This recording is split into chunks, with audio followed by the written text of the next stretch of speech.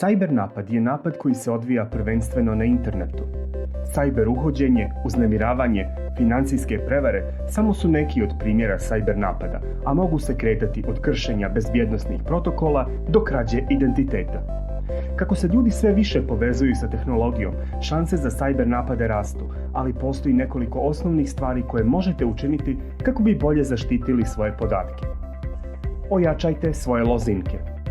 Uvijek koristite nasumične i složene lozinke koje kombinuju slova, brojeve i specijalne znakove. Ovo će spriječiti neželjeni pristup vašim podacima i ograničiti ranjivost vaših naloga. Redovno ažurirajte svoje uređaje. Broj međusobno povezanih uređaja raste svakodnevno. Programeri često dodaju nove sigurnosne mehanizme, tako da ažuriranje softvera smanjuje mogućnost korištenja potencijalnog sigurnosnog jaza bilo kojeg uređaja. Budite u toku sa uobičajenim prevarama. Upoznajte se sa trikovima i tehnikama koje cyber kriminalci koriste za preuzimanje podataka.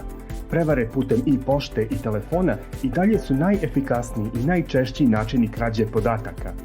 Razlikovanjem sigurne i štetne e-pošte i telefonskih poruka znaćete kako možete izbjeći ili spriječiti da vaši podaci budu ugroženi.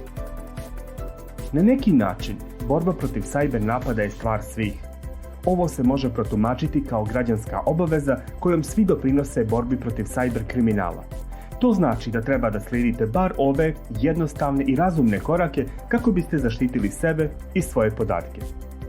Ukoliko smatrate da ste postali žrtva cyber napada, kontaktirajte lokalnu policiju ili nacionalnu organizaciju za cyber kriminal u vašoj zemlji.